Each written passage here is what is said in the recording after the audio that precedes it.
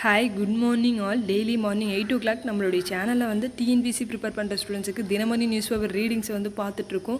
Okay, இன்னொரு important நியூஸ்க்கு வந்து நம்ம போயிடலாம். என்னென்னா, வங்கதேசத்தினுடைய இடைக்கால அரசினுடைய தலைவராக நோபல் பரிசு பெற்ற முகமது யூனுஸ் அவர்களை வந்து நியமிச்சிருக்காங்க. எதுக்காகன்னு பார்த்தீங்கன்னா, வங்கதேசத்தில் சுதந்திர போராட்ட வீரர்களுடைய வாரிசுகளுக்கு இடஒதுக்கீடு வழங்கப்பட்டது வந்ததை தொடர்ந்து அதை எதிர்த்து மிகப்பெரிய கலவரம் வந்து அந்த நாட்டில் நடந்திருக்கும். அந்த நாட்டினுடைய பிரதமராக இருந்த ஷேக் ஹசீனா அவர்கள் போன திங்கட்கிழமை வந்து என்ன பண்ணாங்கன்னா, தன்னுடைய பதவி வந்து ராஜினாமா செஞ்சுட்டாங்க. அதை தொடர்ந்து இடைக்கால அரசினுடைய தலைவராக நோபல் பரிசு பெற்ற முகமது யூனுஸ் அவர்களை வந்து வங்கதேசத்தினுடைய இடைக்கால அரசினுடைய தலைவராக நியமிச்சிருக்காங்க. சரிங்களா, இந்த முகமது யூனுஸ் யாருன்றவங்கள இப்போ தெரிஞ்சுப்போம். சரிங்களா, முகமது யூனுஸ்ன்றவங்க பரம ஏழைகளுக்கான வங்கியாளர் அப்படின்னு சொல்கிறாங்க. ஏன் அப்படின்னா, இவர் 1984 குறுங்கடன் வங்கின்னு சொல்லிட்டு சொல்லப்படுற கிராமின் பேங்க்கை வந்து தோற்றுவிச்சிருப்பார். அதுக்காக இவருக்கு வந்து என்ன பண்ணியிருப்பாங்கன்னு பார்த்தீங்கன்னா, 2006 நோபல் பரிசு கொடுத்துருப்பாங்க.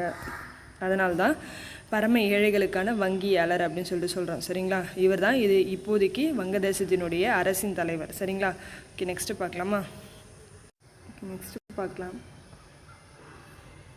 ஓகே, நெக்ஸ்ட்டு இன்னொரு குறளை வந்து நம்ம வாசிப்போம். இந்த குறள் வந்து அமைச்சுன்ற அதிகாரத்தில் வந்து நம்மளுக்கு கொடுத்துருக்காங்க. சரிங்களா, குறளை வாசிக்கலாம். முறைப்பட சூழ்ந்தும் முடிவிலவே செய்வர் திறப்பாடு இல்லாதவர். இந்த குறளினுடைய பொருள் வந்து என்னன்னு பார்த்தீங்கன்னா, ஒரு செயலை முடிக்கும் திறன் இல்லாதவங்க அந்த செயலை முடிக்கிறதுக்காக முன்கூட்டியே என்ன பிளான் பண்ணாலுமே அந்த செயலை குறைகளாகவே, அதாவது நிறைவாக செய்யாமல் குறைகளாகவே வந்து செய்வாங்க. அப்போது என்ன பண்ணணும், ஒரு செயலை செய்யும் திறனை வந்து நம்ம வளர்த்து கொள்ளணும். ஓகேங்களா, இன்னொரு தடவை வாசிக்கலாமா? முறைப்பட சூழ்ந்தும் முடிவிலவே செய்வர் திறப்பாடு இல்லாதவர். ஓகே, நெக்ஸ்ட்டு பார்க்கலாம்.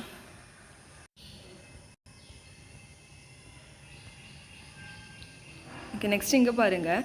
குடியரசுத் தலைவர் முர்முக்கு பிஜியினுடைய உயரிய விருது. அதாவது நம்ம குடியரசுத் தலைவர் திரௌபதி முர்மு அவர்கள் வந்து 2 நாள் பயணமாக பிஜி நாட்டுக்கு வந்து சென்றிருப்பாங்க.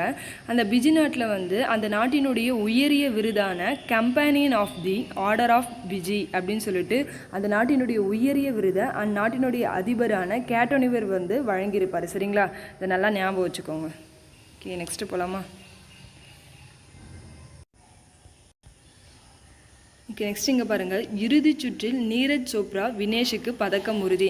நம்ம இந்தியாவை சேர்ந்த ஈட்டி எறிதலில் வந்து நீரஜ் சோப்ரா அவர்களும், மகளிர் மல்யுத்தத்தில் வந்து வினேஷ் போகாட் அவர்களும், அடுத்ததாக ஆடவருக்கான 3000 மீட்டர் ஸ்டீபிள் சேஸ் பிரிவில் வந்து அவினாஷ் ஷேபல் அவர்களும் 3 பேரும் வந்து இறுதி சுற்றுக்கு வந்து தகுதி பெற்று நம்ம இந்தியாவுக்கான பதக்கத்தை வந்து உறுதி செஞ்சுருக்காங்க.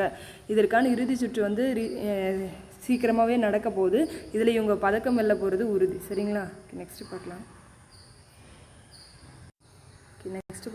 நெக்ஸ்ட் இங்கே பாருங்கள்.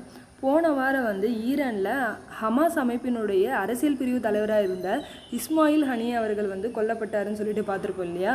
அதனால் ஹமாஸ் அமைப்பினுடைய புதிய தலைவராக வந்து ஹேஹியா சின்வார் அவர்களை வந்து தேர்வு செய்யப்பட்டிருக்காரு. சரிங்களா, இதை ஜஸ்ட்டு தெரிஞ்சு வச்சுக்கோங்க.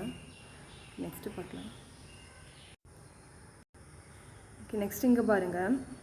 நேற்று செவ்வாய்க்கிழமை வந்து கோவை மாவட்டம் சூலூரில் வந்து இந்தியா, ஸ்பெயின், ஃப்ரான்ஸு, பிரிட்டன், ஜெர்மனின்னு சொல்லிட்டு 5 நாடுகள் பங்கேற்கிற, அதாவது 5 நாடுகளினுடைய போர் விமானங்கள் பங்கேற்கிற கூட்டு பயிற்சி தரங் சக்தின்ற பேரில் நேற்று தொடங்கி ஆகஸ்ட் 14 வரைக்கும் வந்து நடக்க போகுது. சரிங்களா, இதில் ஃப்ரான்ஸினுடைய ரஃபேல் போர் விமானமும், ஐரோப்பிய டைப்பூன் அப்படின்ற விமானமும், இந்தியாவினுடைய தேஜஸ் Su-30 சுகோய் அப்படின்னு சொல்லிட்டு உள்ளிட்ட விமானங்கள் எல்லாமே இந்த கூட்டு பயிற்சியில் வந்து பங்கேற்க போகுது. சரிங்களா, இதை தெரிஞ்சு வச்சுக்கோங்க. நெக்ஸ்ட்டு பார்க்கலாம். ஓகே ஃப்ரெண்ட்ஸ், இன்னொரு இம்பார்ட்டன்ட் நியூஸ் வந்து இதோட கம்ப்ளீட் ஆகுது. Thank you all.